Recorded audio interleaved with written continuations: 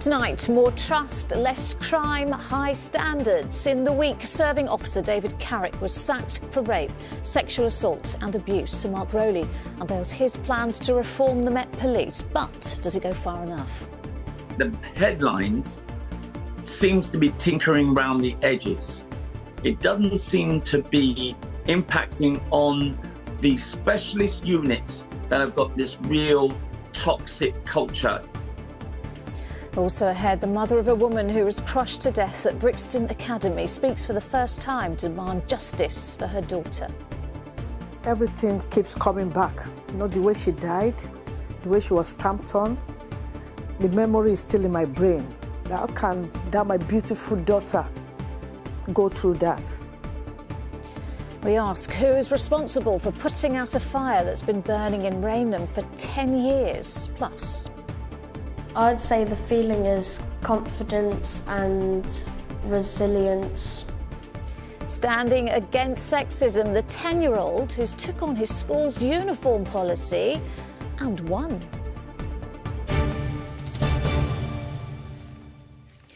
Good evening. I am determined to win back Londoners' trust, the words of the Commissioner of the Met Police tonight, as he unveiled a detailed plan to reform the force that's been riddled with crime, controversy and corruption. Sir Mark Rowley knows that confidence in the police has been falling dramatically, but now he's hoping to turn that around with a 9-point plan, which includes more of a focus on catching criminals who work in police uniform. However, his critics believe the plan doesn't go far enough to acknowledge the serious culture problems within the force. With the latest, here's Antoine Allen. The public are demanding to know just how deep the rot goes. We have had allegation after allegation, followed by broken promise after broken promise. After months of apologies, today the Met Commissioner acknowledged confidence in the Met has been falling. We've been too weak in countering racism, misogyny, homophobia and ableism. We've let down those we're here to protect. I'm determined to win back Londoners' trust. In a detailed 26-page plan, today Sir Mark Rowley set out exactly how he plans to regain the public's trust after years of scandals. The Met say they will raise standards and accountability within the community by establishing a new anti-corruption and abuse command, taking an improved evidence and data-based approach to policing to identify issues within the force, hire hundreds of new officers to make the capital's largest ever neighbourhood policing unit, and giving greater protection to women and girls against men with a strengthened response to victims of rape and serious sexual violence. Former police officer Leroy Logan was not impressed by today's plan. Leroy, our viewers have heard reviews and inquiries and reports before. Will this plan finally fix the Met?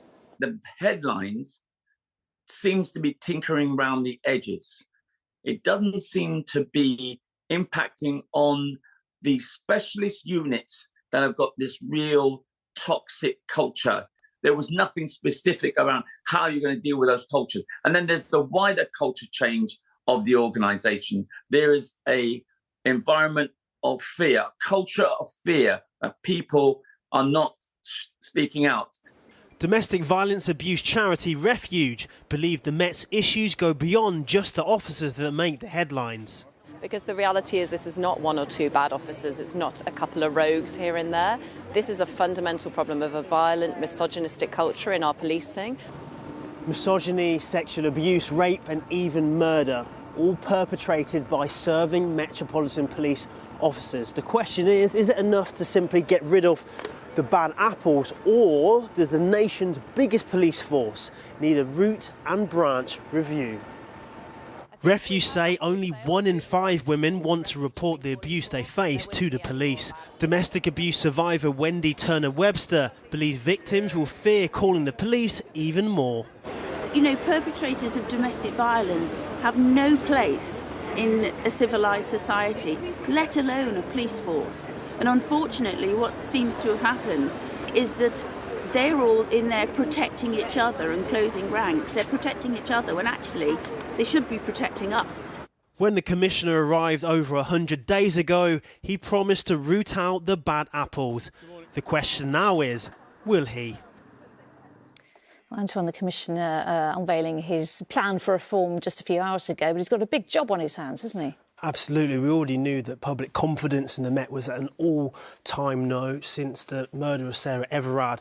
But events this week have put it onto a new level. It's been a difficult blow for the new Commissioner. I was here just a few days ago talking to two serving officers who spoke about the deep-seated racism and sexual abuse allegations within the Met, which must have been a blow for many of our viewers who obviously need to ring them to find some form of trust. Now, in terms of the Commissioner himself, they said that he's got until 2025 to issue this action plan and to bring it to action. One person with confidence in the Commissioner, though, is the Mayor, and it's important he keeps him on side because Sadiq is in charge of setting out the policing and crime priorities for London. But he said this evening, and I'm going to read this verbatim, wholeheartedly endorses this new plan. He also said that in the next few weeks he's going to announce his own investment to help rebuild public trust and support victims.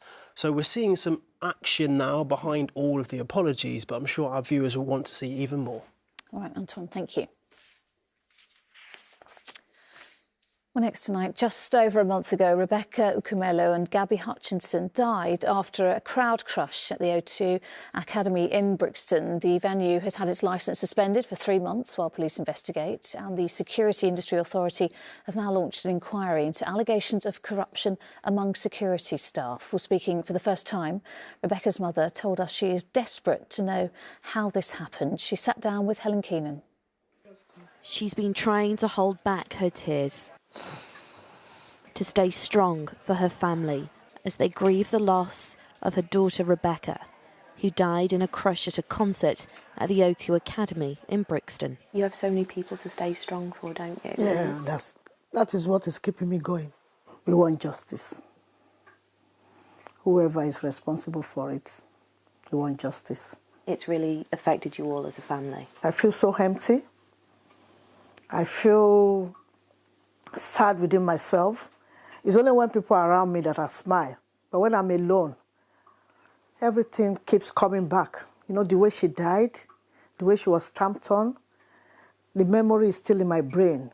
How can that my beautiful daughter go through that? The kind of pain she went through. That really hurts me. Along with Rebecca, security worker Gabby Hutchinson also died when ticketless fans tried to enter an Osaka gig on December the 15th. As police investigate, the O2 Academy's licence in Brixton has been suspended for 3 months. And this week, the Security Industry Authority has launched an inquiry into corruption allegations in response to claims guards accepted bribes and admitted fans into gigs without tickets. I want justice. She can't just die like that. She left 2 young children. The first son that's got autism, it was his birthday just a few days after the mom died. The children doesn't even understand what happened to their mom. I feel for those boys. I will say Rebecca is my best friend. She will call me and say, Mom, I've got things I want to tell you. Please don't tell anyone. And that is how close we are. Because you're best friends. Yeah, and I'm missing all that now. Nobody to talk to. You understand? So I really miss her. It's a great picture. Yeah, it was a nice picture, yeah. Her family told me what an amazing mother and daughter she was. They've set up a fundraising page to support Rebecca's children, who will now have to navigate life without the guidance of their mum. Helen Keenan, ITV News. Some other news now. Children had to be evacuated from a school bus after it caught fire this morning in Hackney. Well, firefighters managed to put out the flames just after 9 a.m, which left the 30-seater a charred shell. No one was hurt, but 6 cars and small parts of several surrounding properties on Wilton Way were also damaged. A teenager from Essex has pleaded guilty to plotting an Islamist terror attack. Matthew King was accused of carrying out surveillance at police stations, railway stations and a British Army barracks in East London. The 19-year-old from Wickford was arrested at home last May after police were tipped off about a video he'd posted on WhatsApp. And a girl who had all 4 limbs amputated after she was wrongly discharged from hospital has had a multi-million-pound settlement approved. Lawyers for the girl say she was taken to Phillipa Park Hospital with red flags for meningitis and sepsis, but was sent home with paracetamol. The judge told her family today, money cannot bring back what your daughter was, but it can secure her future. Yesterday, we told you about a fire that's been burning on and off in Rainham for more than a decade. Well, the area, as big as 20 football pitches, is releasing toxic smoke into the air and could be having a serious impact on local residents' health. Tonight, we ask why no one is taking responsibility for the fire and look into how much it would cost to put it out. With this special report, here's Sam Holder. The fires never seem to stop, but at times they're worse than others. The flames threatening to get out of control. Last year, the fire service were called to the illegal rubbish dump at Launders Lane in Rainham 100 times. The site is full of danger. Rubbish piled 3 houses high. Firefighters have no idea what's safe to step on. That is absolutely the site that we attend the most. And is that by a long distance? That is by quite some distance, yeah. And it is an exceptionally challenging site. There's no shade. Our crews are working in very hot temperatures, in difficult terrain. Our research found potentially high levels of toxic pollution at the site. Anne Mills has lived here for 50 years. She has COPD. I just put the head under the blankets and just try not to breathe it in. Because the smoke's that bad? Yeah. Rates of the lung disease appear to be 50% higher in the area than the rest of London. Well, I think it's going to take a lot of years off my life now, you know, if we don't probably have to seriously thinking about moving. You know, we've been complaining to every agency possible for the last 3 years and there's been literally no action whatsoever. And I can just see how it's really affecting my parents' health. People living in the surrounding roads, like parents whose children use this playground, which is just a few hundred metres away from the fire, want to know who is responsible for clearing up the mess and when that will happen. Normally, under the law, the person who caused the pollution pays to fix it. That would be the former owner, who's now in jail. But the cost is £10 million, so that's not going to happen. For years, the local council simply ignored the problem. The new leader says he's 100% committed to fixing it, just not putting up the cash. There are residents who believe the local council represents the local people, and if there is a health concern, then it doesn't matter how expensive it is, the council should deal with this as a matter of urgency. If we had plenty of money as a council, then yes. But we're not a council that has £10 million plus just sitting around. You know, this is a council that if it doesn't make £70 million worth of savings over the next 4 to 5 years, it's bankrupt. I think it's probably going to finish up being the government who may have to find money to completely remediate the site and get rid of the problem. For me personally, I think it's the Environment Agency that should be taking the key lead on this and trying to resolve this long-standing problem. The Environment Agency, which is a government agency, say they'd only step in if the waste posed an imminent threat to life. Havering Borough have put in monitoring equipment. They want to show the government that the site is dangerous. But in the meantime, as the buck keeps being passed and the clean-up delayed, those living here keep on breathing in the fumes. Well, Sam, it's just incredible, really. Where do we go from here, then? Well, Lucrezia, it's quite a strange situation, this. As I said, the polluter is normally the one who pays for it. But in this case, the former owner doesn't have £10 million. So nobody seems to be taking the initiative as a result. Now, both the council and the Environment Agency have the power to clean it up. But under the law, it's not clear if either have the obligation. And from the legal experts I've been speaking to, it seems that if it can be proved for certain that toxic fumes are coming off, then it's probably the Environment Agency who'd have to deal with it. Another authority that could potentially step in is the Mayor of London, Sadiq Khan, and the GLA. He's big on air pollution, but he didn't have the time to take part in an interview with us. He said And one other route that people living in the area might potentially have to go down is the human rights route. Potentially, this could be a contravention of Article 2 of the Human Rights Act, which is the right to live. So potentially they could end up going through the court system to force the government to step in. A few options, but until then, it remains a huge problem for people living there. Sam, thank you. Still to come, the weekend weather forecast plus. The first rule of Fight Club is scan the QR code on entry. I'll be mocking the week with comedian Ishan Akbar. The London Ambulance Service said people should look after themselves this weekend ahead of further strike action on Monday. The chief paramedic admitted that there will be half the normal number of ambulances on the roads, with 90% of staff expected to walk out on the busiest day of the week for the service. Although people are taking industrial action, they will respond from the picket line to life and limb emergencies. To make sure that happens effectively, we'll be asking more questions when you call 999 to make sure we're only going to patients who really need us on Monday. Sport now, and David Moyes is on thin ice ahead of West Ham's game this weekend.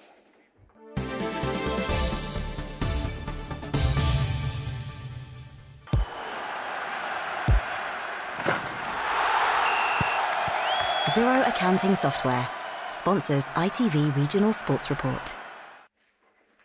It's a big weekend at the foot of the Premier League table as 18th placed West Ham host 19th placed Everton in Stratford tomorrow.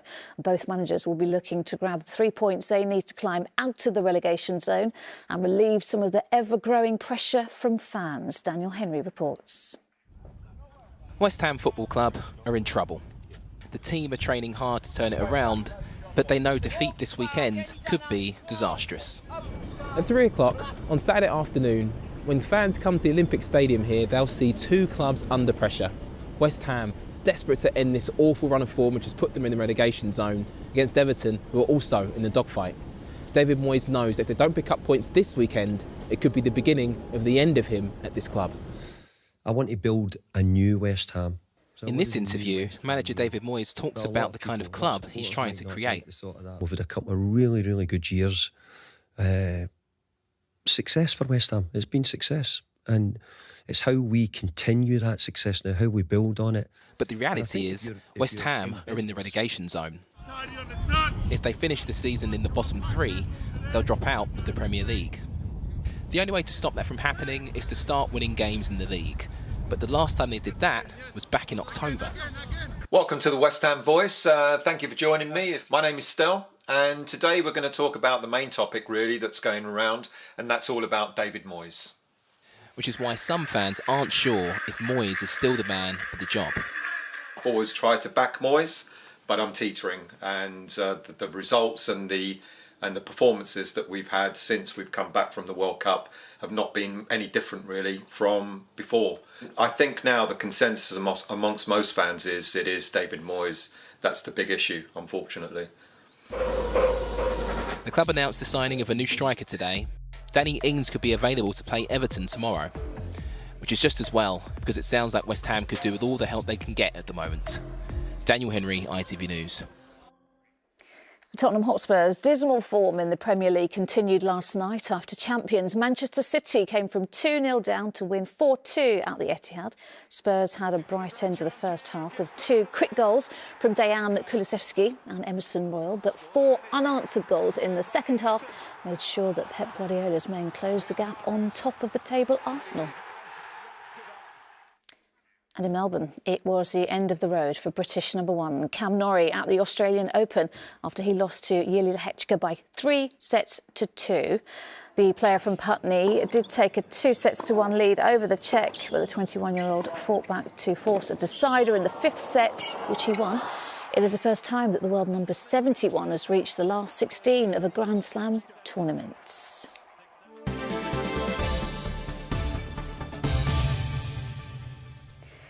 Now, my guest tonight is the first comedian of Bangladeshi heritage to appear on Mock the Week and live at the Apollo. Plus, you might just remember his impressions of Rishi Sunak and Sajid Javid on Spitting Image.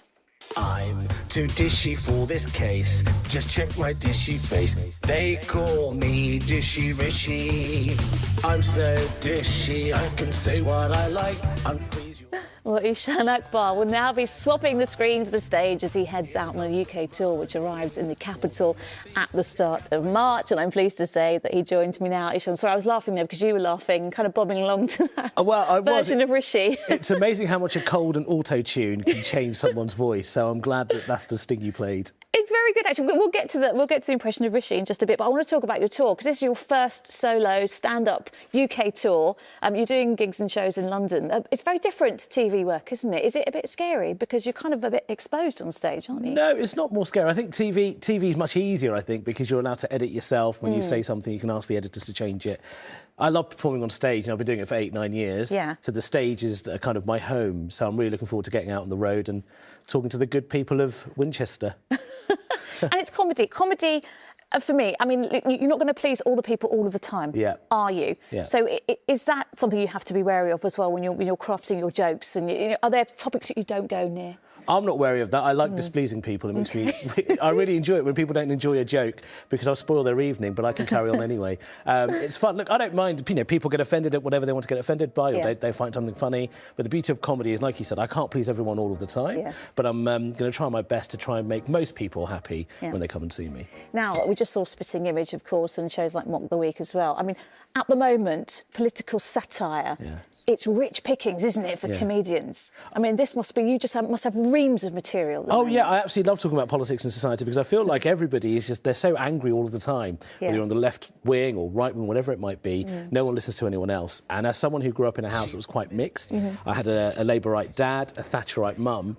I grew up having to find the funny in both ways. If I wanted dinner, I was a Thatcherite that night, you know what I mean? So now's a really good time to talk about politics and society. And it also helps that politicians are pretty funny anyway. Unintentionally. Exactly. One would hope, yeah. By virtue of the decisions they make and the things they say, it makes our job much easier. Tell me more about the Rishi Sunak impression, our current Prime Minister, of course. Of course. Anyone unaware, Rishi. I thought that was pretty good. You said you couldn't really do an impression of him, but that was OK, wasn't it? I'll be perfectly honest with you. I can't do voice acting. But luckily, they called me up. They said, hey, you're a brown guy. He's a brown guy. Do the voice. That's basically what happened. And I took them on. They paid me to do it. Luckily, I had a cold. It gave me the nasal tone I needed to sound like Rishi. It is the more nasal tone, isn't it? It worked pretty well. You say that you've been doing comedy for a while now, but is it true that you used to actually work in local government and also a bit of journalism? I've done a few different things. So I started my career in banking. I worked in local government, did a bit of journalism. I was also a part-time Bollywood dance choreographer. That's what I wanted to ask you about as well. I mean, never mind the banking and all the rest of it, but the Bollywood choreographer, that's pretty cool. Yeah, I did all sorts of fun things. I mean, I'm not the banking or the government stuff. That wasn't so fun, but the Bollywood stuff was fun. I did all those serious jobs, became a Bollywood dance choreographer, and now I'm a comedian. It's one of those things where I can draw on all those experiences to hopefully give people an entertaining time. Well, listen, Ishan Akbar, it's been lovely to talk to you. I wanted to get more of a Rishi impression from you, but never mind. Best of luck with the tour. Don't worry, I'll do it for you another time. Oh, perfect. You'll have to come back. Thank you so much. Thanks. All right, then, let's see what's coming up on the ITV Evening News. Here's Romilly.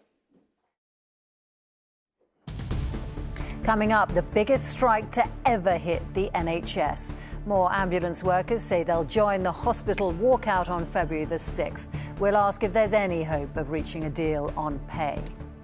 Also ahead, Ukraine's plea for more tanks. President Zelensky calls on the West to dig deep in the fight against Russia. And I'm sticking with you 'cause I know there's no one else. a lineup of legends, how Dolly Parton, Debbie Harry and Gloria Estefan came together in a star-studded super band. Join me for those stories and more at 6:30. Oh, it's been a cold week. How are things looking for the weekend? Here's Phillipa.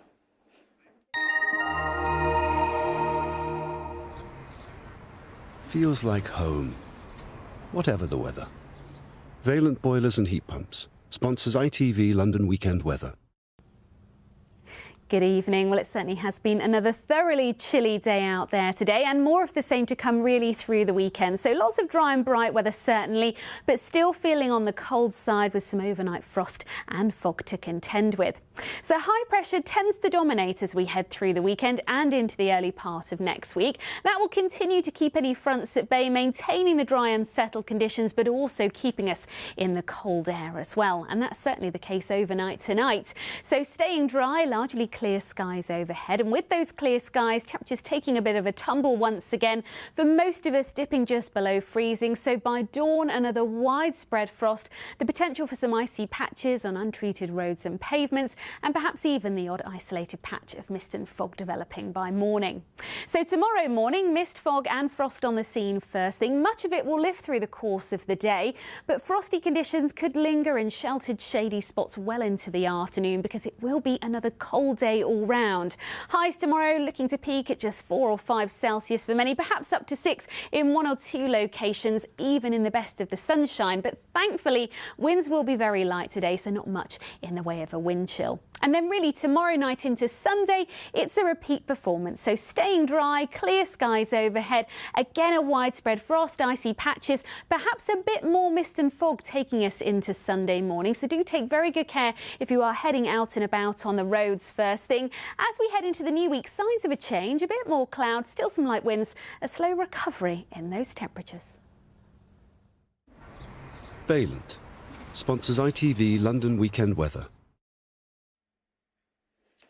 And finally, to the 10-year-old who's taken on his school and won. Casper Gunton has been wearing shorts to class every day since September in sun, showers and snow, and mainly in solidarity with the girls in his year who were not allowed to wear trousers. Well, now as temperatures dropped to -4 in the capital, his school has listened to his protest and changed their uniform policy. Anila Dami went to meet him. I feel great. It's a gold star for Casper Gunton as he starts his school day with a big win. Since September, the 10-year-old has been wearing shorts to school in protest against the uniform policy that prohibits girls from having the choice to wear trousers. And just yesterday, the Pointer School changed its policy. I realised that it wasn't fair that girls couldn't wear trousers unlike the boys. So that's when I wrote a letter to say that it's not fair. Casper has been defiant in his calls, whatever the weather. And you must have been cold, because you did it all through winter. Yeah, I'd say the feeling is confidence and resilience. I feel like it made a stronger difference than to say something. There's jubilation around the breakfast table this morning. It's good. Good for Casper's legs, great for the girls. There was a few times that I said, Casper, why don't you just wear trousers, it's fine. And you just said, Mum, I'm not giving up, I've got this far. He's got real inner strength as Casper. A 10-year-old can have such a big influence over a big institution like a school, so he's done brilliantly. The Pointer School emailed parents yesterday saying they immediately determined the school uniform policy was an issue after it was brought to their attention by a pupil and began discussions with their uniform suppliers. They've now updated their policy, with the head teacher saying she's delighted the school have made this change. How does it feel, Casper, walking to school this morning knowing that you've created change at your school? Quite good, yeah. I think a lot of the girls will still want to wear their skirts, but I think they'll want the option to be able to wear the trousers as well, so I think it's great. My 7-year-old daughter is in year 3, and at weekends she usually wears trousers, and she's very happy. She was thrilled last night when I told her, and it's great she'll be comfortable coming to school. Casper says he'll continue protesting over issues. But for now, as he heads inside, he's looking forward to buying some trousers over the weekend to be warm in school on Monday. Anila Dami, ITV News. Ah, well done, Casper. That is it for now. We're back with the latest after ITV News at 10 on at the later time of 10 to 11 tonight. Romley's next with the ITV Evening News. But from me and the rest of the London team, bye-bye. Have a great weekend.